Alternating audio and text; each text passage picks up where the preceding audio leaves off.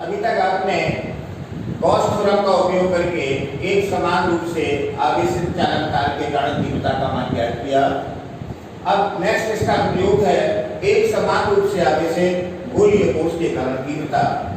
हमने मान लिया कि ये एक समान रूप से प्लस q कूलम से आवेशित r त्रिज्या का एक गोलीय कोष है।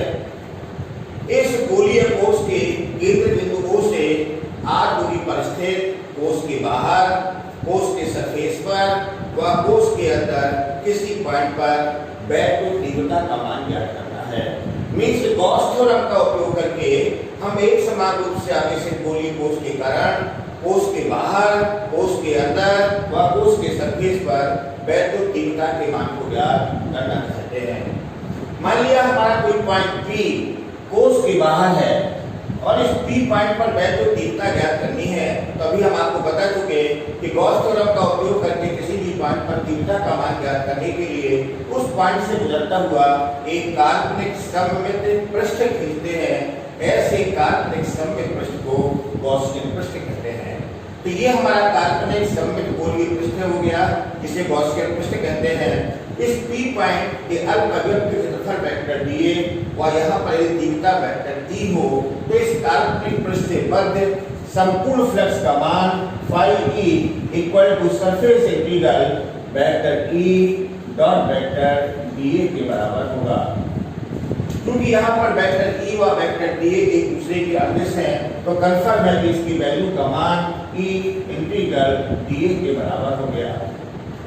क्योंकि यहाँ पर दिया गया आवेश Q कैपिटल R त्रिज्या के गोलीय कोष में समान रूप से वितरित है और जब किसी पृष्ठ को दिया गया आवेश उसके पृष्ठ पर फैलता है तो ऐसे पृष्ठ के आवेश के वितरण को कहते हैं आवेश का पृष्ठ घनत्व। और यदि इसका आवेश का पृष्ठ घनत्व सिग्मा हो तो sigma equal to Q upon A। क्योंकि इसके सरफेस एरिया का मान 4 पाई r स्क्वायर है तो आवेश का पृष्ठ घनत्व sigma equal to Q upon 4 pi r square के तुल्य होगा। गॉस थ्योरम का उपयोग करने पर phi E equal to Q upon epsilon 0, तो इसकी वैल्यू का मान हो गया Q upon epsilon 0 equal to E integral dA की वैल्यू का मान हो गया इसके सरफेस एरिया का मान, और गॉसियन सरफेस के सरफेस एरिया का मान है 4 पाई r स्क्वायर, इसकी वैल्यू का मान 4 पाई r स्क्वायर। इस P पॉइंट पर वैद्युत तीव्रता का मान E equal to 1 upon 4 pi epsilon 0 Q upon r square के बराबर हो गया। यानी हम इस प्रकार से गॉस थ्योरम का उपयोग करके कोष के बाहर किसी पॉइंट P पर इस फार्मूले के द्वारा वैद्युत तीव्रता के मान को ज्ञात कर सकते हैं। अगर इस तीव्रता के मान को हमें आवेश के पृष्ठ घनत्व सिग्मा के रूप में ज्ञात करना है तो इस फार्मूला से Q इक्वल टू होगा sigma into 4 pi r square. तो यहाँ पर इसकी वैल्यू का मान 1 upon 4 pi epsilon 0 sigma into 4 pi capital R square upon small r square. इसकी वैल्यू का मान हो जाएगा sigma capital R square upon epsilon 0 square epsilon 0 r square. इन दोनों में से किसी भी फार्मूले का उपयोग करके हम इस P पॉइंट पर वैद्युत तीव्रता के मान को ज्ञात कर सकते हैं। यदि ये P पॉइंट कोष के बाहर ना होकर यदि इस कोष पर ही हो तो कंफर्म है कि स्मॉल r की वैल्यू का मान कैपिटल R के बराबर होगा। इस कंडीशन में स्मॉल r की वैल्यू कैपिटल R के बराबर होगी, तब इस P पॉइंट पर या कोष के पृष्ठ पर वैद्युत तीव्रता का मान इसी फार्मूले से 1 upon 4 pi epsilon 0 Q upon capital R square, और यहाँ पर स्मॉल r की वैल्यू को कैपिटल R लेने पर इसकी वैल्यू का मान सिग्मा अपॉन एप्सिलॉन 0 होगा। इस फार्मूले का उपयोग करके हम इस कोष के सरफेस पर या कोष के पृष्ठ के किसी भी पॉइंट पर वैद्युत तीव्रता के मान को ज्ञात कर सकते हैं। यदि ये P पॉइंट कोष के अंदर किसी बिंदु पर हो तो अगर हम यहाँ पर बिंदु लेंगे तो इस पॉइंट से गुजरता हुआ एक काल्पनिक सममित पृष्ठ खींचेंगे।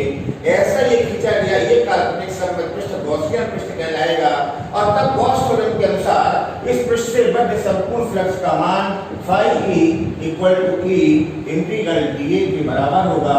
परंतु इस गॉसियन पृष्ठ के अंदर बद्ध आवेश का मान शून्य है, इसलिए गॉस थ्योरम के अनुसार इस गॉसियन पृष्ठ से बद्ध फ्लक्स का मान शून्य होगा। तब यहाँ पर थर्ड कंडीशन में 0 इक्वल टू हो जाएगा E इंटीग्रल dA, या यहाँ पर वैद्युत तीव्रता का मान शून्य होगा। तो यहाँ पर याद रखने की बात है कि अगर हमारे पास एक समान रूप से आवेशित कोई गोलीय कोष है तो गोलीय कोष के कारण गॉस थ्योरम का यूज करने पर कोष के बाहर किसी पॉइंट पर तीव्रता का मान इस फार्मूले से ज्ञात करेंगे, कोष के सरफेस पर तीव्रता का मान इस फार्मूले से ज्ञात करेंगे और गोलीय कोष के अंदर वैद्युत तीव्रता का मान शून्य होता है। इसका मतलब कैसे गोलीय कोष के अंदर वैद्युत बल रेखाओं का खींचा जाना संभव नहीं है और इसके अंदर प्रत्येक पॉइंट पर वैद्युत तीव्रता का मान शून्य होगा। अभी तक आपने पढ़ा गॉस थ्योरम में एक समान रूप से आवेशित किसी गोलीय कोष के कारण वैद्युत तीव्रता। अगला है एक समान रूप से आवेशित अचालक गोले के कारण वैद्युत तीव्रता। मान लिया कि ये हमारे पास कैपिटल आर त्रिज्या का एक अचालक गोला है। इस गोले के कारण हमें इस गोले के बाहर, गोले के सरफेस पर व गोले के अंदर किसी पॉइंट पर वैद्युत तीव्रता का मान ज्ञात करना है। चूंकि अचालक पृष्ठों को या अचालक गोले को दिया गया आवेश उसके संपूर्ण आयतन में समान रूप से वितरित होगा, इसलिए इसका आवेश का आयतन घनत्व होगा और आवेश के आयतन घनत्व का मान ρ = Q/4/3 πr³ के बराबर होगा। यदि इस गोले को दिया गया आवेश Q है और इसकी त्रिज्या r है तो इसके आवेश का आयतन घनत्व ρ = Q/4/3 πr³ होगा। इस गोले के केंद्र से r दूरी पर गोले के बाहर किसी पॉइंट P पर वैद्युत तीव्रता ज्ञात करनी है। अभी हम आपको बता चुके कि किसी भी सममित स्रोत के कारण किसी पॉइंट पर वैद्युत तीव्रता का मान ज्ञात करने के लिए उस पॉइंट से गुजरता हुआ एक काल्पनिक सममित पृष्ठ खींचते हैं। ऐसे काल्पनिक सममित पृष्ठ को गॉसियन पृष्ठ कहते हैं। तो इस P पॉइंट से गुजरता हुआ काल्पनिक एक गोलाकार सममित पृष्ठ खींचेंगे। ये काल्पनिक पृष्ठ गॉसियन पृष्ठ कहलाएगा। यदि इस पृष्ठ के अल्पवियव का क्षेत्रफल वेक्टर dA व तीव्रता वेक्टर E हो तो इस पृष्ठ से बद्ध संपूर्ण फ्लक्स का मान phi E = surface integral vector E dot vector dA के बराबर होगा। क्योंकि यहाँ पर वेक्टर E और वेक्टर dA एक दूसरे के अभिन्न हैं तो इसकी वैल्यू का मान इंटीग्रल E इंटीग्रल dA के बराबर हो गया। क्योंकि यहाँ पर इस पृष्ठ से बद्ध संपूर्ण फ्लक्स का मान गॉस थ्योरम के अनुसार phi E = Q/ε0 होगा तो यहाँ पर phi E की वैल्यू हो गई Q/ε0 E और इंटीग्रल dA का मतलब इसके काल्पनिक सरफेस का सरफेस एरिया और इसके एरिया का मान हो गया 4πr²। तो इस पॉइंट पर वैद्युत तीव्रता का मान E = 1/4πε0 Q/r²।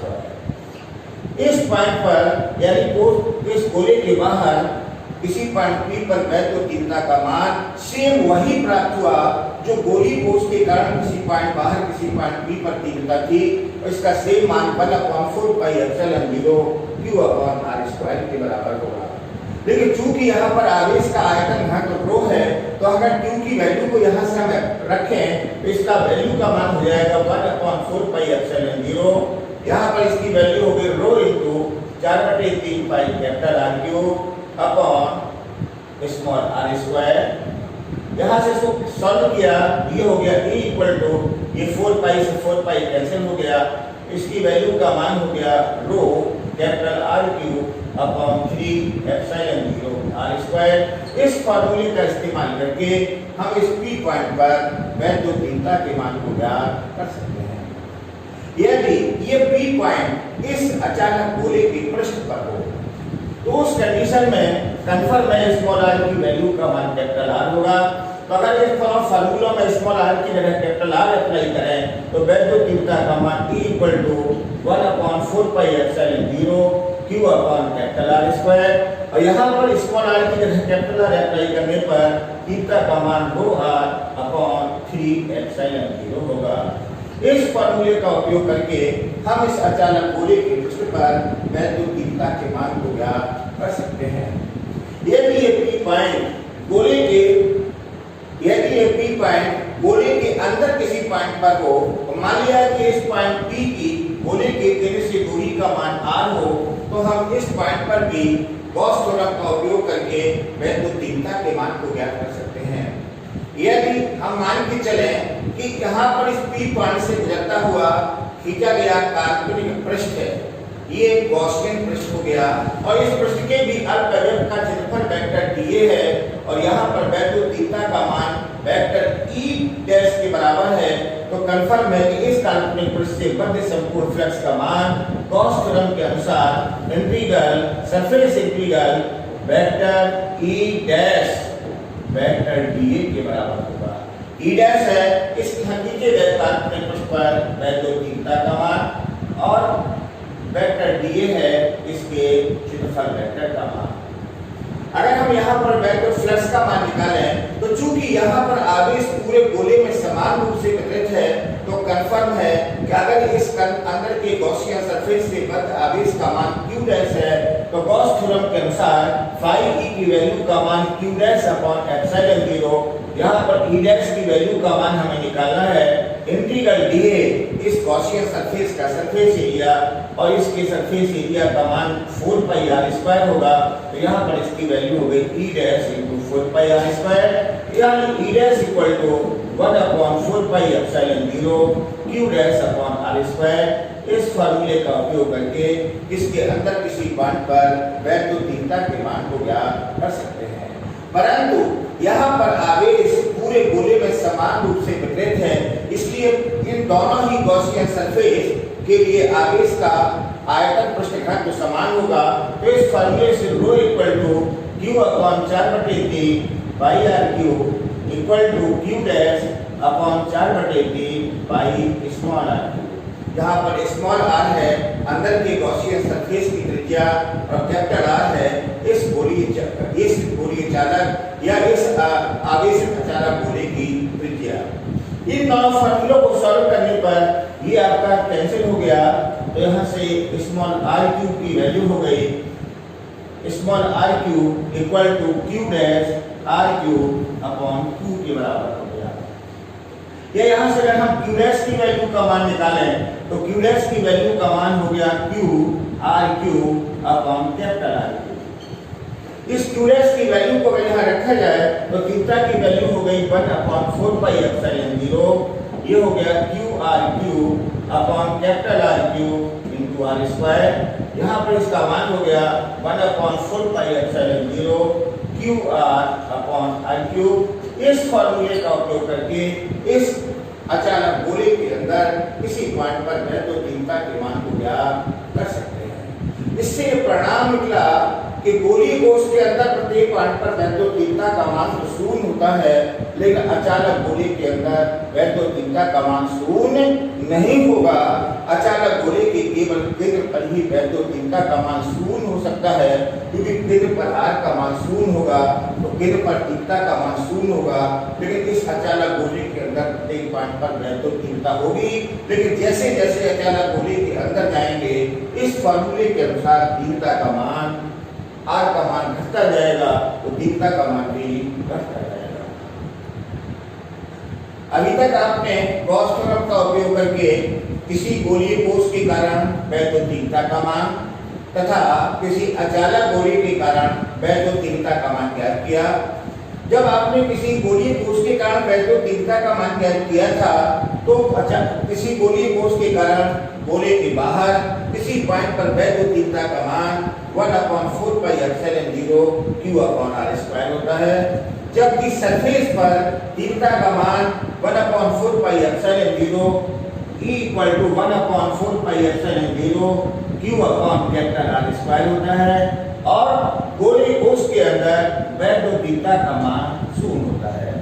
तो अगर हम किसी गोलीय कोश के कारण दूरी व तीव्रता के बीच में ग्राफ खींचे, दूरी को x अक्ष पर लिया, तीव्रता को y अक्ष पर लिया, मान लिया कि एक कोई हमारे पास गोलीय कोश है जिसे एक समान रूप से आवेशित किया गया, तो कंफर्म है कि इस फॉर्मूले के अनुसार इस गोलीय कोश के अंदर वैद्युतीयता का मान शून्य है, तो यहाँ पर तीव्रता का मान शून्य होगा, ग्राफ ये प्राप्त होगा।